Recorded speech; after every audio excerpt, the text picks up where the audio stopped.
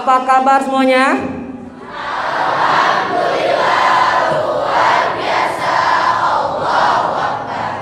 Nah, kali ini kita sudah kedatangan tamu alumni MTSMA tahun berapa Kak Safik? 2015. Tahun 2015. Tahun 2015 ya. Berarti baru 5 tahun. 5 tahun ya lulus dari MTSMA. Oke, selanjutnya langsung saja ya kita tanya-tanya nih. Mungkin udah sebagian dari kalian udah ada yang kenal sama Kak Safik? Udah? Saudara mungkin ya? Saudara. Oke, Kak Safik Kak Safik berarti sekarang usianya berapa tahun? Sekarang usianya mau jalan 20 tahun sih. Jalan 20 tahun ya. Lagi 20 tahun jalan. Berarti sama, hampir sama dengan kamu seangkatan sama dia enggak? Dia. Oh dia iya, di Mags. Yang Mags ya. Yang Iya, Mags. Seangkatan. Seangkatan. Waktu di asrama sama kan? Sama. Pernah di asrama ya? Iya. Berarti dia sama. Dia itu dari di asrama juga tinggalnya dulu. Walaupun sekolahnya di Mags, di asrama juga. Kak Safik juga di asrama berapa tahun? Di asrama kurang lebih 2 tahun atau 3 tahun gitu. 2 tahun 3 tahun ya. Soalnya dulu Kak Safik pindahan ya perasaannya. Dulu Pindahan atau? jadi di asrama itu sebenarnya udah dari MI. Oh juga iya. di sini kan. Jadi Kak Safik itu dari MI terus dari MI terus sempat asrama juga, tapi asramanya nggak continue gitu. Kadang setelah 1 tahun nggak asrama lagi, setelah itu asrama lagi. Jadi kalau bisa ditotalin mungkin kisaran 3 tahunan. 3 tahunan di asrama ya. Oke. Nih jadi kalian jangan buat anak-anak asrama nih, jangan merasa minder tinggal di asrama Kak Safik ya. Bener. Mungkin sekarang anak asrama cuma ada berapa orang. Sama Kak Safik juga dulu sedikit ya anak asramanya. Sedikit.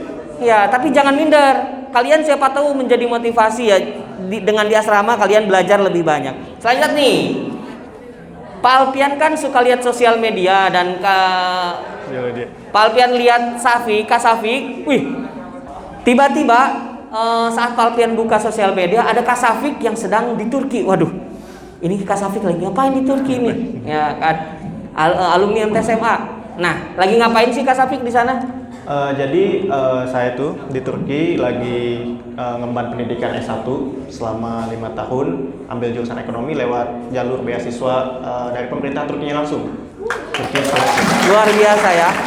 Jalur beasiswa dari pemerintah Turki loh, bukan pemerintah Indonesia. Berarti daftarnya gimana tuh? Atau gimana sih kok bisa sampai masuk, gimana tuh ceritakan? Jadi daftarnya setelah SMA kalian boleh daftar daftarnya sebenarnya online. Jadi ada 2 tahap gitu, ada tahap administrasi kayak pemberkasan, nilai rapot segala macem. Di situ kalian boleh upload karena online kan. Setelah itu kalian nanti bakal dipanggil wawancara di Jakarta. Oh, dipanggil wawancara di Jakarta. Kalau misalkan lolos di tahap administrasi, nanti langsung dipanggil di wawancara di Jakarta. Tapi sebenarnya untuk beasiswa ke Turki itu ternyata nggak cuma buat S1 aja. Buat kalian kalau misalkan ada yang minat mau daftar beasiswa SMA yang ada di Turki pun ada. Iya. Nah, jadi ceritanya begitu. Ternyata Kak Safik ini tadi apa? Ada yang dengerin? Ngapain di Turki? Dagang daun atau apa? Hah? Kuliah sampai S1. Terus dapat beasiswa dari mana? Dari pemerintah Turki langsung, bukan dari Pak Alpian, bukan dari pemerintah Indonesia ya.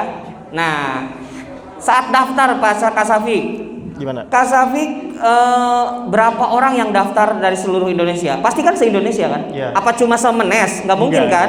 Ya, gimana? Berapa orang? Jadi kalau misalkan yang daftar se-Indonesia itu cukup banyak sih, ratusan ribu mungkin ya.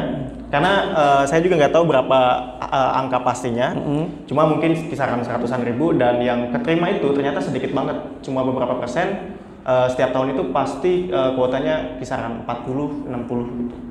Sedikit. Yang keterima? Yang keterima. Angkatan Kak Safik yang keterima Angkatan berapa? saya yang keterima 40 orang. 40 orang dari mungkin ratusan ribu ya yang Iya. mau, dan salah satunya adalah alumni MTSMA Pusat Mes. Alhamdulillah. Kita merasa bangga ya. Kenapa memilih Turki? Atau tiba-tiba dapat brosur Turki, atau memang dari awal sudah bermimpi ke Turki, atau misalkan mimpinya apa sebelumnya gitu, sebelum daftar kuliah ke luar negeri? Pastinya kan ada mimpi. Kalau orang yang nggak bermimpi, boro-boro dek mikir ke Turki, daftar gamerin, sancan daftar udah apa ya? Udah mau diterima. Gitu kan? Kalau mungkin kalau nggak punya mimpi. Tapi kalau orang punya mimpi mungkin kan udah oh bismillah gitu kan. Gimana tuh? Apa sebelumnya gimana? Sebelumnya saya pengen kasih tahu juga, pengen tekanin juga bagi kalian, bagi adik-adik di sini yang punya mimpi, jangan banyak minder dan silahkan list mimpi kalian itu dari yang paling besar sampai yang kecil dengan sedetail mungkin gitu. Nah, jadi kalau misalkan cerita saya setelah SMA itu emang punya mimpi untuk kuliah di luar negeri dengan jalur beasiswa kalau bisa gitu kan. Karena melihat kondisi ekonomi juga dari orang tua, emang kondisi ekonomi cukup. Cuma saya pengen belajar mandiri. Saya pengen nggak mau nyusahin orang tua lagi gitu dari situ. Dan ternyata alhamdulillah ada jalan juga dan dapat info dari teman-teman dari sekolah juga ada beasiswa pemerintah Turki yang semuanya itu semua aspek kehidupannya itu dibiayain sama pemerintah Turkinya langsung. 100% ya? 100%. Dari tempat tinggal, uang iya, jajan. Jadi beasiswanya emang fully funded, kayak tempat tinggal, makan, terus biaya perkuliahan, dan dapat uang saku pun dapat sampai asuransi kesehatan pun kalau misalkan kita ada kecelakaan di Turkinya itu dapat. Jadi kalau beasiswa ini itu kayak kita cuma mikirin belajar aja, selepasnya udah ditanggung sama pemerintah Turkinya langsung. Ini motivasi buat kalian juga kan, itu nggak cuma orang jauh yang bisa, orang Menes juga. Kak Safik tinggal di mana sih sebelum? Sekarang sebelumnya sempat tinggal di Labuan. Labuan. Tapi ya? karena orang tua mungkin pengen pindah, jadi ya ke Sakti sekarang, Sodong. Oh di Sodong? Iya. Sekarang di Sodong tinggalnya ya. Dulu di Labuan waktu MTS ya, MTS Labuan ya. Nah, itu. Terus selanjutnya waktu kegiatan nih, ini kan mereka sekarang kelas 9. Yep. Nanti kan akan masuk SMA tahun depan. Saran Kak Safik, apa sih yang harus dilakukan ketika SMA? Maksudnya kegiatan apa yang dilakukan Kak Safik? Ekstrakurikuler apa buat pengalaman mereka gitu kan? Terus yang mendukung belajar dan juga mendukung Kak Safik sehingga bisa kuliah di Turki. Ya, buat teman-teman di sini yang nantinya mau masuk SMA ya, berarti bentar lagi, silahkan cari kegiatan-kegiatan positif. Kalau bisa ekstrakurikuler, organisasi dan lain-lain. Karena kenapa? Organisasi dan ekstrakurikuler itu benar-benar sangat membantu. Apalagi kalau misalkan kalian pengen punya track record, pengalaman yang banyak, itu wajib banget sih ikut organisasi. Dan kalau misalkan kalian mau daftar beasiswa kayak gitu pun pasti dibutuhin banget yang namanya organisasi. Karena saya juga pas MTS ya lumayan aktif di organisasi, pas SMA juga lumayan aktif di organisasi, dan itu yang membantu banget buat kita melangkah ke depan. Nah, kedengaran kan tadi. Jadi ikut organisasi itu tidak memang cuma sekedar gaya, tapi nanti menjadi track record kita.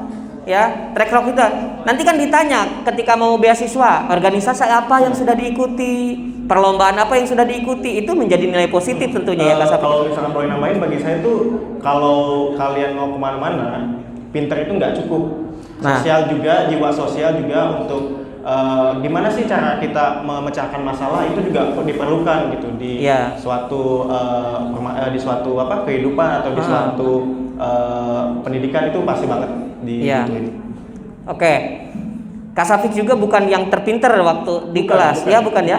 Tapi organisasi juga mempengaruhi kita bersosial gitu kan, berorganisasi. Tidak hanya pinter. Kalau pinter sendiri gimana? Bisa nggak? Iya. Kan nggak mungkin kan kalau pinter cuma sendiri. Tapi kalau kita bersosial, berorganisasi, OSIS dan lain sebagainya mungkin ya menjadi track record.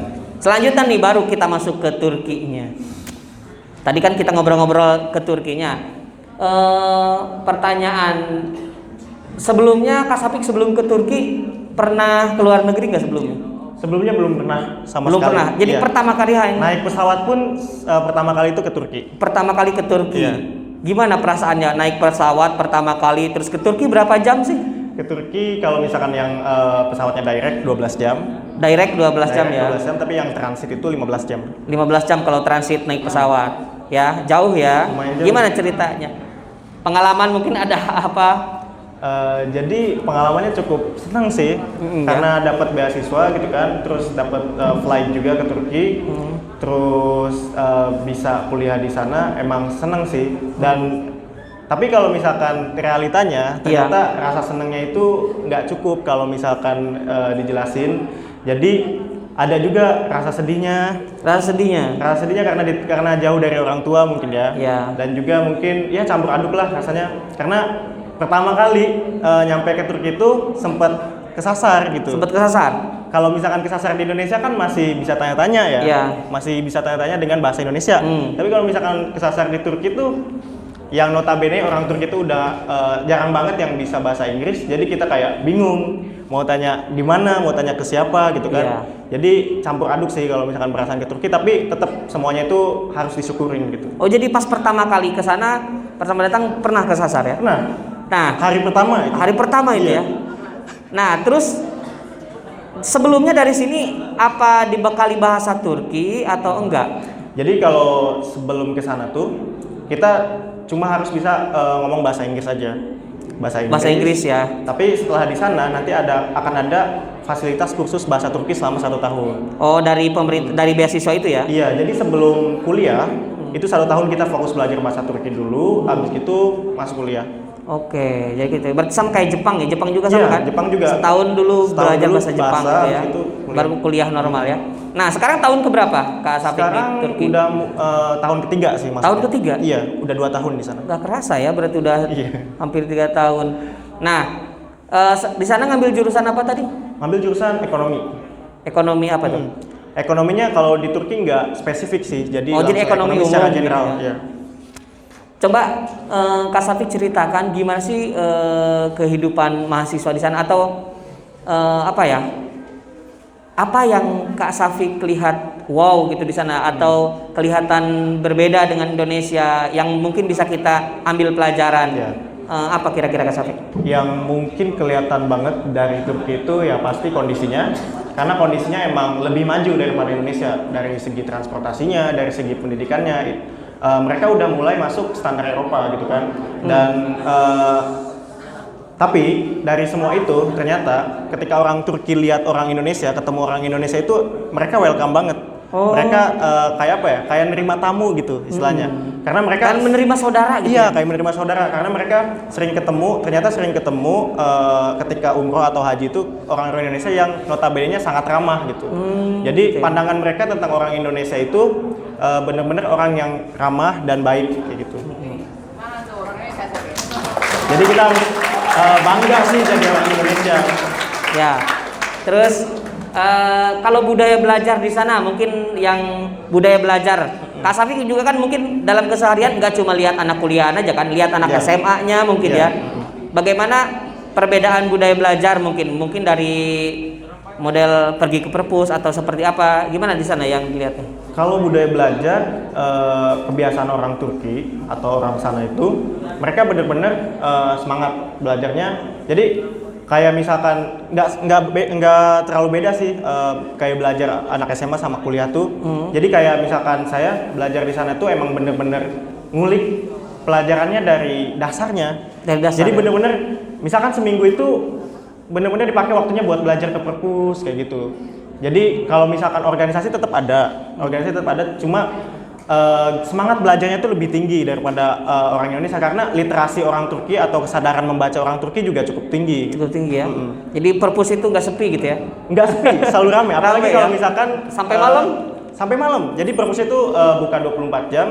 Dan kalau misalkan ada di penghujung semester atau mau ujian, itu pasti penuh. Ada yang sampai begadang juga, Begadang, maksudnya tidur, belajar ngopi gitu ya di sana ya? 24 jam Ya. untuk mempersiapkan ujian itu ada. Gitu. Ya. Bagaimana Kak Safik menyesuaikan dengan budaya belajar mereka? Kalau gaya belajar saya sendiri sih nggak terfokus kepada hafalan. Jadi kita belajar itu bukan untuk dihafal gitu. Belajar itu untuk paham. Gimana caranya kita paham terhadap suatu materi, terhadap suatu teori, dan belajar itu emang karena niat, bukan karena paksaan gitu. Jadi bagi kalian yang mau nanti SMA kan nanti akan ada penjurusan. Jadi pilihlah jurusan yang sesuai passion kalian, terserah mau IPS atau IPA. Dan untuk menyesuaikannya mungkin cari sumber yang benar-benar bagus. Iya. Bisa dari internet, bisa dari perpus, kayak gitu. Nah, Kak Safik kan ngambil ekonomi, berarti Kak Safik waktu SMA ngambil IPS? Atau? Ngambil IPS. IPS ya. Jadi nggak mesti IPA lebih bagus, IPS mungkin lebih Sama enggak aja. ya. IPA IPS sama ya. Di IPS apa nggak ada matematik? Ada. Akuntansi dan lain sebagainya ya. Jadi kalian jangan nanti ketika SMA, ketika mau milih jurusan, kata Kak Sapik apa tadi? Pilih apa? Pilih passion, pilih sesuai passion kalian. Kalian Passion mau jadi itu apa? Pilihlah sesuai apa cita-cita kalian. Iya. Jadi kalau kalian passionnya di IPS ya pilih, jangan merasa minder, jangan merasa malu. Pasti kalau kalian belajarnya bagus ya akan sukses ya. Nah, mungkin langsung saja kita buka session pertanyaan pertama ya. Siapa sebelum kita ngobrol lebih jauh, siapa yang mau bertanya ke Kak Safik? Silahkan. Oke, penanya pertama. Assalamualaikum warahmatullahi wabarakatuh. Waalaikumsalam warahmatullahi wabarakatuh. Kakak di sana di universitas mana? Assalamualaikum warahmatullahi wabarakatuh. Waalaikumsalam warahmatullahi wabarakatuh. Iya, pertanyaan yang Pak Alfian lupa. Silakan. Jadi saya di sana di Kocaeli University namanya. Apa? Kocaeli University. Kocaeli. Kocaeli. Kocaeli ya. Kocaeli University dan itu di provinsi Kocaeli sendiri dekat dengan provinsi Istanbul. Jadi kalau misalkan kita liburan biasanya ke Istanbul sekitar 1,5 jam gitu. Jadinya dekat. 1,5 jam ke Istanbul ya. 1,5 jam ke Istanbul. Kak Safik pernah ke Hagia Sophia? Hagia Sophia pernah beberapa Pernah. kali. Pas udah jadi masjid sekarang? Belum. Belum karena pas pulang ke sini ya. Di museum dulu. Oh, masih museum dulu ya. Sekarang karena lagi pulang ke Indonesia ya. Oke, itu ya. Hagia Sophia. Enggak maksudnya tadi kampusnya. Kampusnya Kocaeli. Kocaeli. Iya, Kocaeli ya. Kocaeli University. Ya kalian cari searching ya. Oke. Next, pertanyaan berikutnya. Assalamualaikum warahmatullahi wabarakatuh. Waalaikumsalam warahmatullahi wabarakatuh. Saya ingin bertanya, kan kakak ngambil beasiswa kan kuliahnya. Nah udah gitu, beasiswanya itu kan jurusannya itu ditentuin sama pemerintah apa kita yang milih? Terima kasih. Assalamualaikum warahmatullahi wabarakatuh. Waalaikumsalam warahmatullahi wabarakatuh. Langsung dijawab aja Kak Safik. Untuk jurusannya sendiri, jadi sebenarnya kita yang milih. Nanti kita akan dikasih kuota, istilahnya ada 12 form. Kita mau pilih yang mana dari 12 itu berarti ada 12 universitas dan 12 jurusan. Kita yang pilih, nanti mereka yang tentuin dari 12 itu. Nah, jadi kita yang milih ya jurusannya ya. Selanjutnya silakan berdiri aja. Oke. Baik, bismillahirrahmanirrahim. Assalamualaikum warahmatullahi wabarakatuh. Waalaikumsalam warahmatullahi wabarakatuh. Kak, ibu nanya, kan kakak maksudnya jalur beasiswa, pasti kan itu nggak bukan misalkan palegang aja banyak kan ya, pasti kan ada rasa pinter gitu kan, ih mereka mah gitu, lebih pinter mungkin dari kota mana gitu, gimana sih ngilangin rasa pinter itu, rasa malu gitu ya. Oke. Terima kasih. Assalamualaikum warahmatullahi wabarakatuh. Waalaikumsalam. Ya pertanyaan yang luar biasa ya. Jadi gimana caranya menghilangkan rasa minder mungkin pas daftar beasiswa? Silakan. Yang bener banget. Saya juga sempat ngerasain rasa minder itu karena emang beasiswa ini dibuka untuk seluruh daerah di Indonesia gitu kan, dari Jakarta, dari Sumatera, Aceh dan lain-lain. Dan cukup membuat saya insecure, minder. Dan kalau misalkan kalian pengen ngejar sesuatu, fokus ke depan, nggak usah lihat samping kanan, samping kiri. Fokus ke tujuan gitu ya. Fokus ke tujuan. Jadi nggak usah peduliin omongan orang lain, nggak usah peduliin cemoohan orang lain. Tetap fokus, karena untuk mencapai sesuatu itu ya selain doa juga harus berusaha. Nah, ikhtiar ini yang harus kita maksimalin sedemikian rupa. Intinya fokus aja sih, nggak usah dengerin omongan orang lain, nggak usah terlalu insecure, apalagi buat cewek ya khususnya. Selanjutnya siapa? Oke. Assalamualaikum warahmatullahi wabarakatuh. Kak izin bertanya, bagaimana kalau kita emang sifatnya pemalu? Nah, kalau keluar negeri kan, harus bisa bersosialisasi dengan orang-orang yang berbeda negara ya. Gimana cara ngilanginnya gitu, yang orang yang tadinya pemalu kayak mudah bersosialisasi sama yang lain gitu. Makasih. Wassalamualaikum warahmatullahi wabarakatuh. Waalaikumsalam warahmatullahi wabarakatuh. Bagi kalian yang mungkin sekarang masih pendiam, masih pemalu, nah sebelum ke luar negeri kalian bisa latih banget sifat itu di organisasi.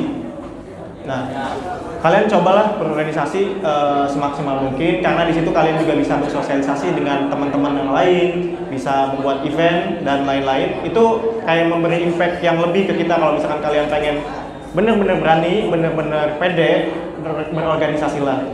Nah, melalui organisasi ya. Terus Kak Safik di sana berarti temannya dari mana aja tuh? Aduh. Udah punya berapa teman? Misalkan dari negara mana aja? Kalau teman lumayan banyak. Ah. Dari Mesir ada, Afghanistan juga ada, terus dari Irak, dari Kolombia, dari yang Asia, Thailand ada. Thailand Filipina ada. juga ada. Banyak Filipina sih. ada ya. Kalau misalkan Selanjutnya pertanyaan berikutnya. Oke. Saya ingin bertanya ya, nanti persiapan selain kita harus belajar di bahasa, kalau kita mau masuk ke luar negeri, sama apa SMA di mana? SMA. Oke. Apa tadi? Yang dipersiapkan. Oh, persiapkan. Oh, siap.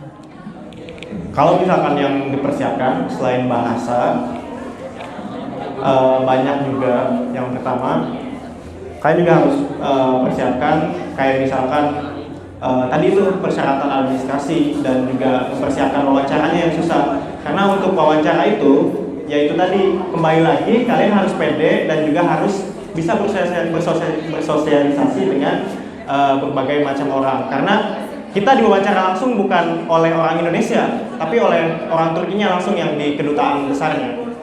Jadi gitu, kalau misalkan mau keluar negeri ya isinya kita harus bisa open minded dulu. Ya.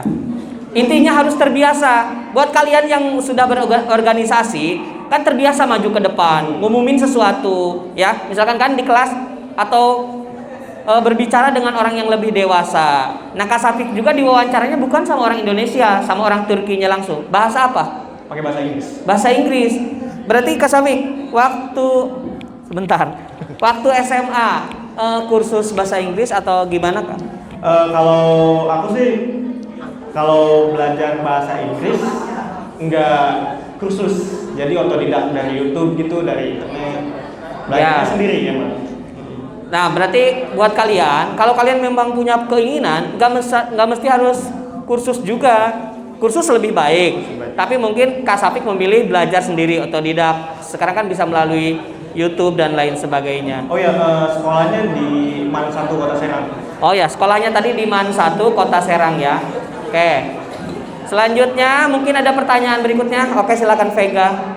Bismillahirrahmanirrahim. Baik, kan teman-teman anak muda zaman sekarang itu bingung gitu cara fashionnya itu gimana. Nah, saya sendiri bingung fashion saya ini gimana. Nah, cara untuk menentukan fashion itu gimana, Pak? Ya. Terima kasih. Sama-sama. Oke, bagaimana cara Kak Safik misalkan tahu sih fashion kita itu di sini? Fashion itu, oke.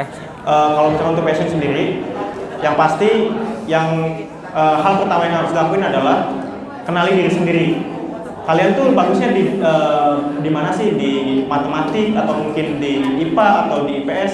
Nah itu, jadi emang butuh waktu untuk kita bisa kenalin diri kita sendiri. Oke.